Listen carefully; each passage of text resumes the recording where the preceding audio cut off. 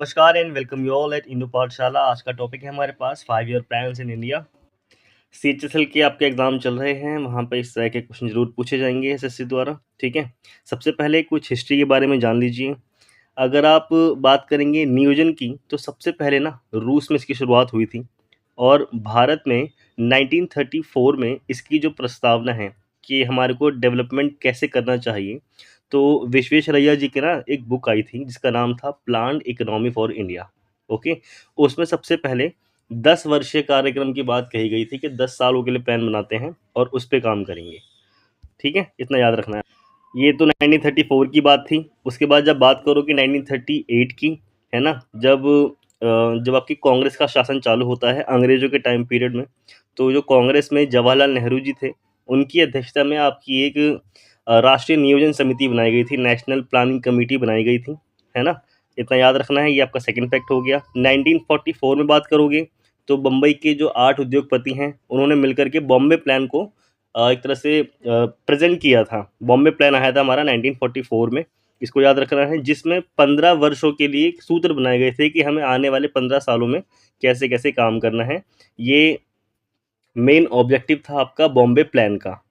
और बॉम्बे प्लान का जो मतलब आइडिया था, ये लेके कौन आए थे? ये लेकर के आए थे आपके आर्देशिर दलाल।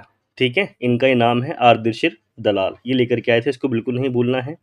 इसके बाद हम एक साल और आगे बढ़ते हैं, 1945 की बात करते हैं, है ना।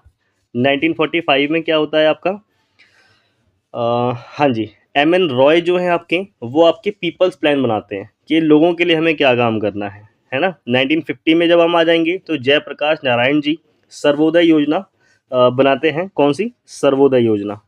तो ये आपकी 1950 तक की कहानी है। और फिर 1951 में तो हम लोग योजना आयोग की स्थापना करके और पंचवर्षीय योजना की शुरुआत कर ही देते हैं, जो हम इस वीडियो में पूरा करेंगे। गुलजारी लाल नंदा जी थे और जवाहरलाल नेहरू जी थे प्रथम योजना के अध्यक्ष, तो इसको याद रखना है आपको। अध्यक्ष का मतलब जवाहरलाल नेहरू जी अध्यक्ष थे और गुलजारी लाल नंदा जी थे वो पहले उपाध्यक्ष थे। ओके, तो शुरू करते हैं इस वीडियो को। ये तो थी कुछ हिस्ट्री। पहला क्वेश्चन है हमारे पास, in India the first 5 year plan was launched in which year? Correct answer है 1951। ऑप्शंस का इसमें थोड़ा सा मिस्टेक है, मैं याद रखूंगा, अब नेक्स्ट टाइम से मैं ऑप्शन हाइड कर दूं। तो इस बार थोड़ा सा इसको जनरल नॉलेज के तौर पर ले लो, याद कर लो, रिवाइज कर लो। नेक्स्ट टाइम से जब रिवीजन होगा तो उसमें ऑप्शन हाइड रहेंगे।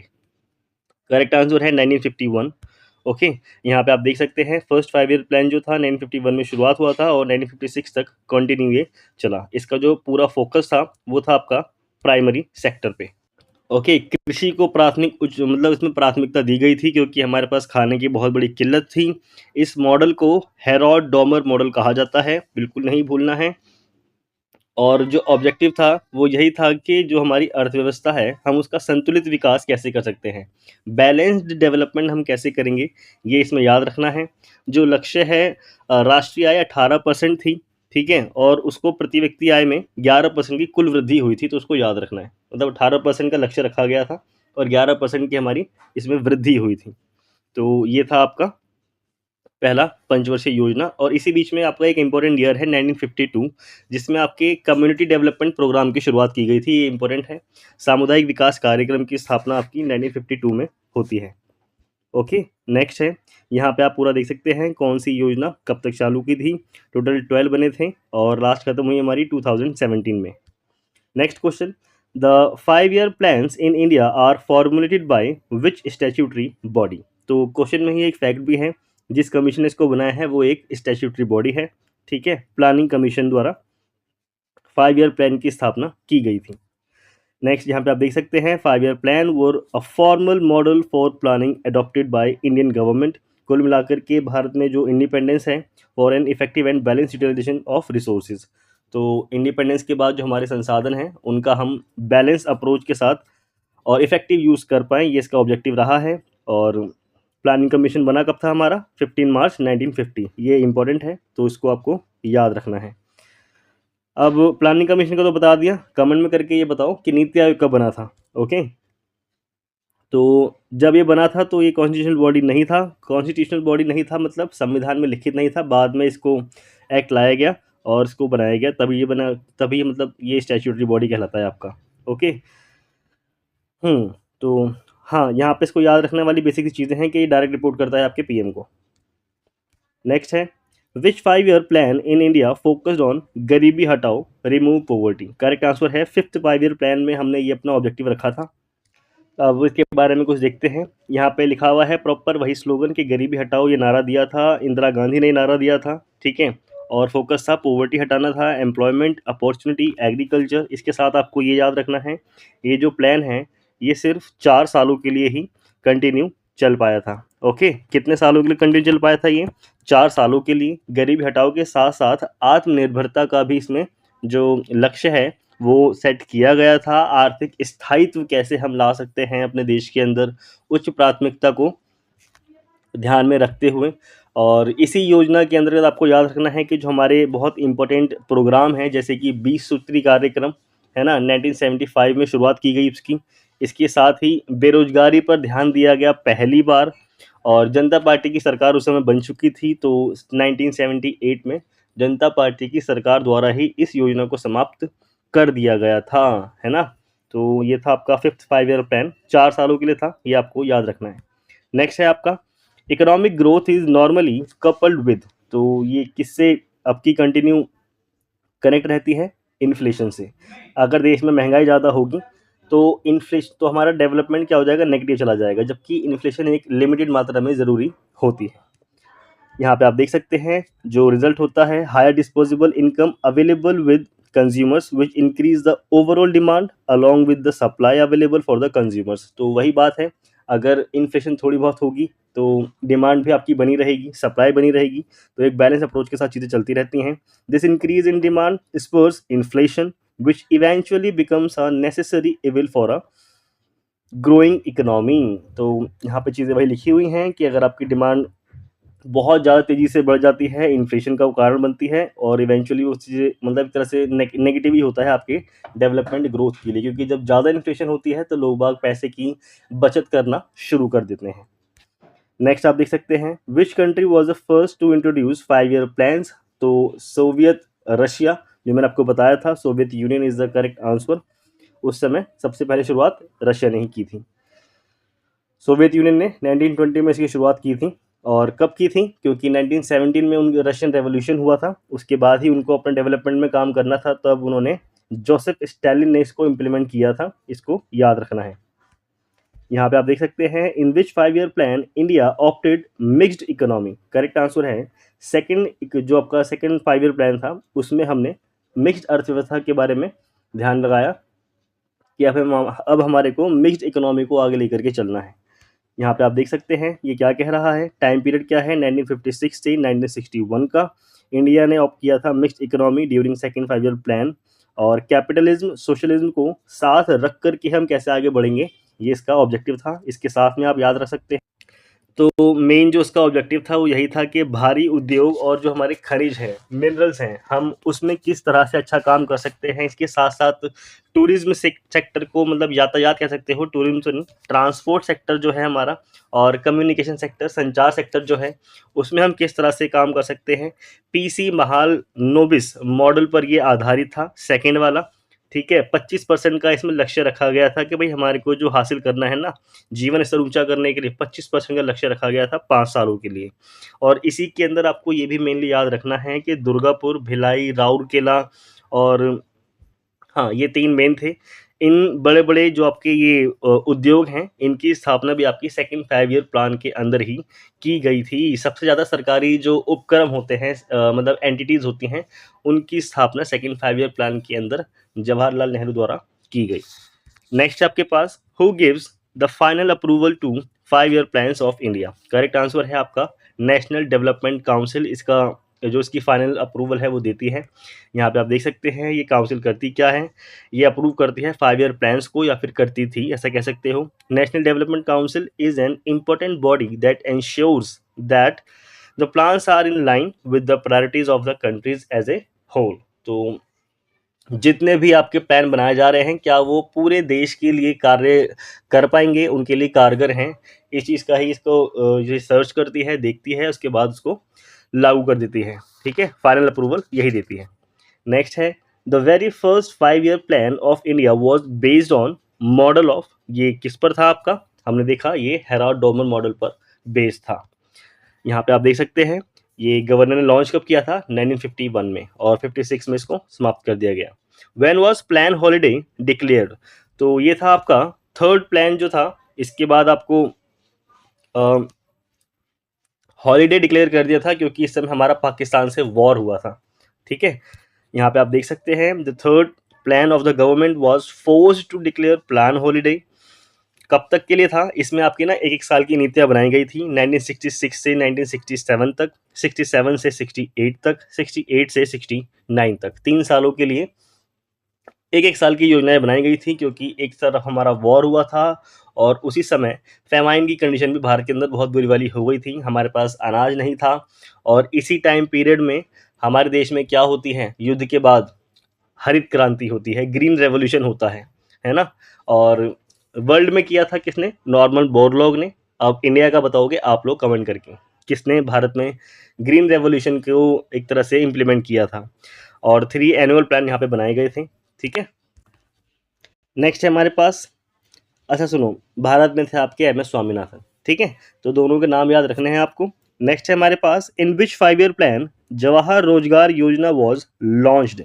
तो 7वीं योजना जो थी उसमें आपकी इस योजना को इम्प्लीमेंट लागू किया गया था, लॉन्च किया गया था, माफ़ करें, लॉन्च करने में और लागू करने में फ़र्क है, लॉन्च किया गया था। Jawahar Rozgar Yojana was launch in 1989 April 1 during the 7th 5 year plan. Merge कर दिया गया था नेशनल रूरल डेवलपमेंट प्रोग्राम को और rural landless employment guarantee programme को। ठीक है, इन दोनों को आपस में मर्ज कर दिया गया और जनरल ऑब्जेक्टिव यही था कि 90 to 100 डेज का वर्क यहाँ पे प्रोवाइड करना है। और इसी को बाद में आप लोग कह सकते हो कि यही आगे जा करके मनरेगा बना। ठीक है, पहले ये नरेगा था, अभी फिलहाल में इसका करंट में कुछ ईयर पहले ही नाम चेंज करके मनरेगा कर दिया गया। 7वीं पंचवर्षीय योजना के बारे में आपको ये भी कुछ फैक्ट और भी याद रखने हैं, जैसे कि सबसे पहले प्राइवेट सेक्टर को जो वरीयता दी गई थी, ठीक है, इम्पोर्टेंस दी गई थी, वो इसी योजना के अंदर दी गई थी। इस मॉडल को कहते थे आपका डब्ल्यू मिलर मॉडल। ठीक है, डब्ल्यू मिलर मॉडल, क्या कहते थे, डब्ल्यू मिलर मॉडल। तो डब्ल्यू मिलर मॉडल इसको कहते थे। इसके साथ ही आपको याद रखना है, भोजन काम और उत्पादन का नारा इसी योजना में दिया गया था। 7वीं योजना के तुरंत बाद आपका दोबारा से लग जाता है योजना अवकाश 1990 से 1992 के बीच में, है ना। रीज़न इसमें क्या था कि आर्थिक संकट का सामना भारत कर रहा था, हमारा जो रिज़र्व है वो बिल्कुल खाली हो गया था। 1 वर्ष की योजना इसमें बनाई गई थी, राजनीतिक अस्थिरता भी थी, तो ये बेसिक चीज़ें थी। यहीं पे हम लोग आईएमएफ के पास गए थे जब हमने अपने अपने देश के अंदर काफ़ी सारे चेंजेस किए 1991 के टाइम में। इकोनॉमिक डेवलपमेंट, यहाँ पे न्यू इकोनॉमिक पॉलिसी आई, है ना। एलपीजी रिफॉर्म्स किए गए, वही सारी चीज़ें यहाँ पर चल रही हैं। 1990 टू 1992 के बीच में एक एक साल की योजनाएं बनाई गई थी। दोबारा से ये योजना अवकाश का टाइम पीरियड था। ठीक है, नेक्स्ट है हमारे पास, who was the architect of Indian planning. तो ये थे आपके पीसी महालनोबिस।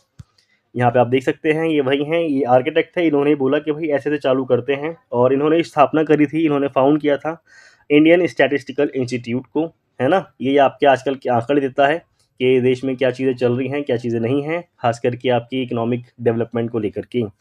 और इन्होंने इनको कंसिडर किया जाता है as a modern statistics in India की स्थापना इन्होंने ही करी है, फादर कहलाते हैं ये। और पीसी महालनोबिस मॉडल, ये हमारा कौन सा था, सेकंड 5 ईयर प्लान था हमारा, है ना। सेकंड 5 ईयर प्लान हमारा पीसी महालनोबिस मॉडल था। रैपिड इंडस्ट्रियलाइजेशन और स्ट्रेंथनिंग द पब्लिक सेक्टर, हमने इसको देख लिया है, ये सेकंड वाले की ऑब्जेक्टिव था। नेक्स्ट है, under which 5 year plan did the government introduce an agricultural strategy which gave rise to green revolution in India.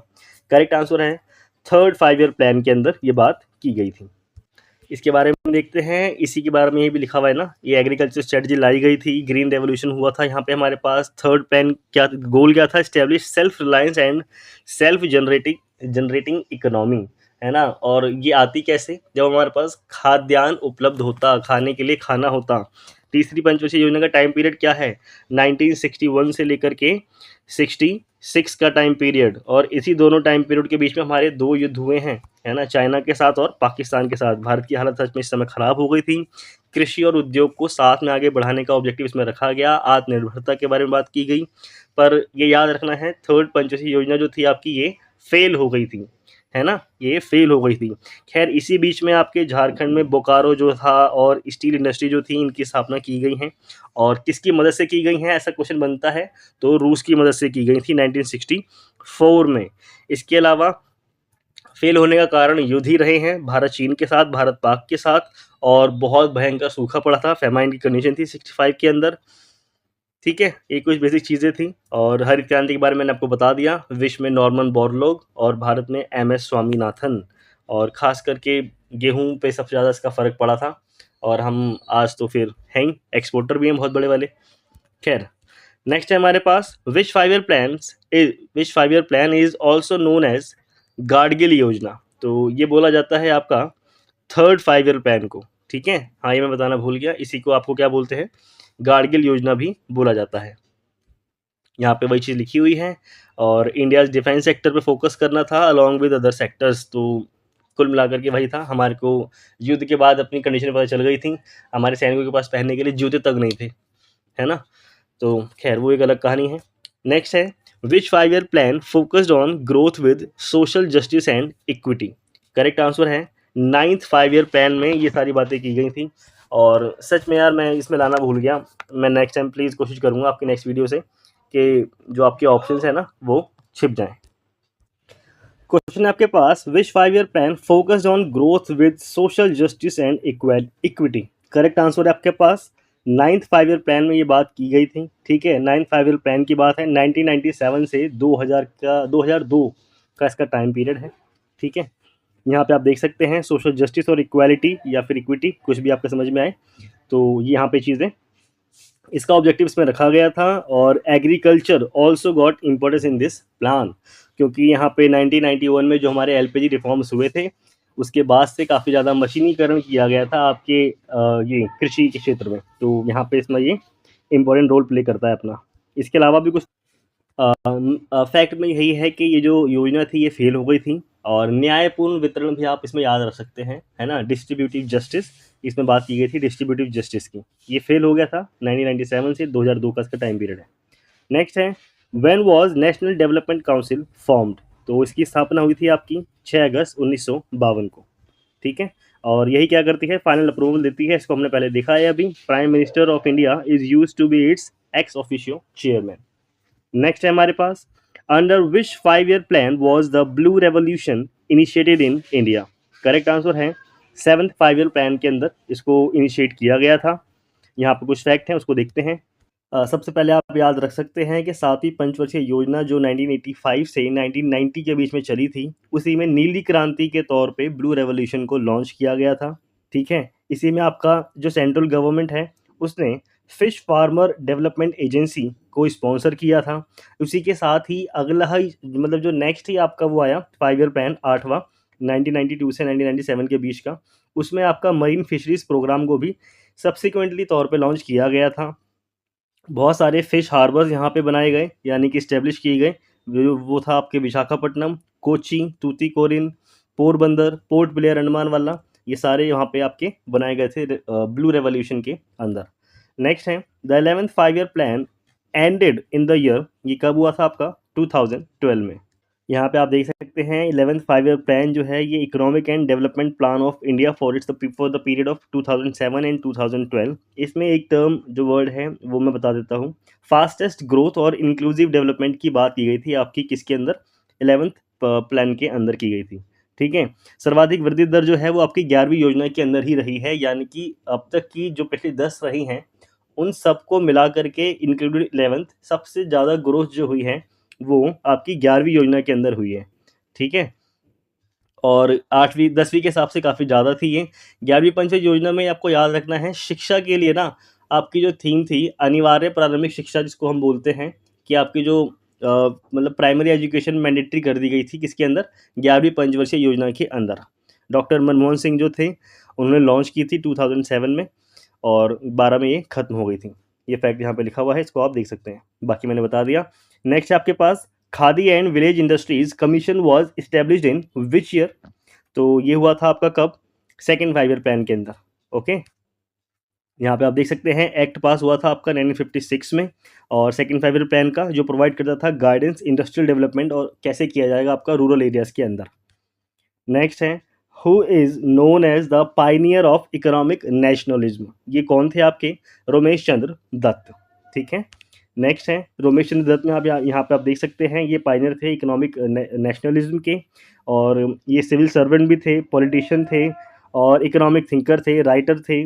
और उन्होंने एंटर किया था सिविल सर्विसेज में 1861 में, 1871 में। असल में ये ना इंडियन सिविल सर्विसेज उस समय नहीं थी, उस समय आईसीएस जो हमारी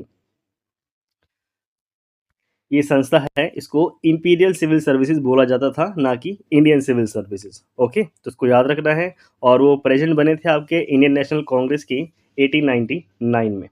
ओके, यहाँ पे है आपका next question, who introduced the concept of 5 year plan in India, तो ये किसने किया था? जवाहरलाल नेहरू। नेक्स्ट यहाँ पे आप देख सकते हैं first 5 year plan Jawaharlal Nehru ने इसको इंट्रोड्यूस किया था, और रशिया से वो इन्फ्लुएंस थे इस चीज़ को लेकर के। 51 में इसकी पहली आधारशिला रखी गई। नेक्स्ट है, which plan was known as rolling plan, तो ये बोला जाता है आपका 6th 5 ईयर प्लान को। ठीक है, अब इसके बारे में देखते हैं फैक्ट कुछ है तो यहाँ पे आप देख लीजिए, ये जो रोलिंग प्लान है इसका टाइम पीरियड है 78 से लेकर के 80 तक का। ठीक है, और इनस्टेबिलिटी जो थी उसके टाइम पीरियड में ही इसको लॉन्च किया गया था, क्योंकि हमारे देश में इमरजेंसी का टाइम पीरियड चल रहा था। उसके बाद हम अपना ग्रोथ कैसे करेंगे, ये इसका मेन ऑब्जेक्टिव था। जनता पार्टी की जो सरकार थी उसने रिजेक्ट कर दिया था 5th 5 ईयर प्लान को, और इंट्रोड्यूस किया था 6th 5 ईयर प्लान को। ठीक है, इसके साथ ही जो ये जो 5 ईयर प्लान था, this in turn was rejected by Indian national Congress in 1980 upon Indira Gandhi री इलेक्शन। तो यही वो कहानी थी, जब इंदिरा गांधी आई तो उन्होंने इसको आकर के समाप्त कर दिया था। इसमें आपको जो मेन याद रखना है वो ये है कि जनता पार्टी की सरकार ने इसको लॉन्च किया था, तो उस समय जनता पार्टी के जो लीडर थे वो कौन थे, ऐसा क्वेश्चन बनता है, तो वो थे आपके मोरारजी देसाई। ठीक है, इसके अलावा जो याद रखना है वो ये है कि अनवरत योजना यानी कि आपका रोलिंग प्लान जो है, इसका जो प्रतिपादन है वो गुन्नार मिर्डल इन्होंने किया था। इनकी बुक थी एशियन ड्रामा, उसके अंदर इसको मेंशन किया गया था, किसको? रोलिंग प्लान को। और भारत में इसको लागू करने का जो श्रेय जाता है जनता सरकार में, वो थे आपके लकड़ावाला। ठीक है, लकड़ावाला, डीटी लकड़ावाला इनका पूरा नाम है। ठीक है, ये फैक्ट याद हो गए आपके। नेक्स्ट है, which was the last 5 year plan made by planning commission, तो ये थे आपके 12th 5 ईयर प्लान जो 17 में आके आपका समाप्त हो गया था। बस इसमें आपको यही याद रखना है, 12वीं पंचायत योजना, इसमें आपका तीव्रतम और अधिकतम इंक्लूसिव धारणीय विकास सब कुछ मिला करके इन्होंने बोल दिया कि सब चाहिए हमारे को इसमें। और सर्वाधिक धनराशि जो थी इसमें आपका सोशल सर्विसेज पर खर्च करने की बात की गई थी, है ना? सोशल सर्विसेज में आपका इंफ्रास्ट्रक्चर आ जाता है, हॉस्पिटल आ जाता है, स्कूल्स आ जाते हैं, इन पे खर्चा किया जाएगा। 12वीं पंचवटी योजना में ऐसी बात की गई थी, पर एनडीए गवर्नमेंट ने ज़्यादा इस पे ध्यान दिया नहीं, और उन्होंने इसी बीच में आकर के 13 में ही आकर के योजना आयोग को ख़त्म भी कर दिया था और नीति आयोग की स्थापना करी थी। नेक्स्ट है हमारे पास, यहाँ पे आप देख सकते हैं वही चीज़ें लिखी हुई हैं। फास्टर इंक्लूसिव सस्टेनेबल ग्रोथ की यहाँ पे बात की गई है 12th पंचवर्षीय योजना में। नेक्स्ट है, which of the following 5 year plans was affected due to drought and 2 wars, तो ऐसे क्वेश्चन बनते ही हैं, है ना? कन्फ्यूजन ना हो इसलिए आपको पता होना चाहिए। ये 3rd 5 ईयर प्लान की बात हो रही है, मैंने इसको बताया था 61 का वॉर, 65 का वॉर। 65 में हमारे देश में बहुत भयंकर सूखा पड़ा था। तो यहाँ पे चीज़ें लिखी हुई हैं, वही जो मैंने बोला आपको, इसको आपको देखना है। नेक्स्ट है, national development council is consist of, इसमें कौन कौन होता है? ANC, member of planning commission के लोग इसमें होंगे ही, जाहिर सी बात है। और इसके साथ ही chief ministers of the states भी इसके अंदर शामिल होते हैं। ओके, नेक्स्ट है, national development council is compose of the members mention below, तो इसमें कौन कौन आपके मेंबर होते हैं? Prime minister of India, chairman of NDC, chief minister of all states, administrators of all union territories, all cabinet ministers, members of planning commission. ठीक है, ये क्वेश्चन नहीं है, बस को याद ही रखना, ये सब लोग इसमें शामिल होते हैं। LPG model of development was introduced by, तो LPG जो मॉडल था हमारे 1991 में जो हमारे रिफॉर्म्स हुए, 1991 में LPG रिफॉर्म्स हुए, तो इसको इंट्रोड्यूस किया था मनमोहन सिंह ने। यहाँ पे आप देख सकते हैं हमारे पास क्राइसिस था बैलेंस ऑफ पेमेंट का, हमारे जो रिजर्व थे फॉरेक्स रिजर्व बिल्कुल खाली था, तो मनमोहन सिंह जी गए कहाँ पर? आपका आईएमएफ के पास, और वहाँ पे जाकर के हमने एलपीजी रिफॉर्म्स पे साइन कर दिए थे। तो liberalisation, privatisation, globalisation full form यहाँ पे लिखी हुई हैं। और एलपीजी मॉडल जो था इसने डेवलपमेंट में बहुत ही इम्पोर्टेंट रोल प्ले किया है भारत के, क्योंकि यहाँ पे प्राइवेट सेक्टर को काफ़ी ज़्यादा परमिशन मिल गई थी। नेक्स्ट है हमारे पास, यहाँ पे होता है इस वीडियो का एंड, है ना। जल्दी मिलते हैं नेक्स्ट वीडियो में। और कौन कौन से टॉपिक आपके इंपॉर्टेंट हैं सीएचएसएल में, आप लोग कमेंट करके बता सकते हैं। जल्दी मिलेंगे नेक्स्ट वीडियो में। Thank you.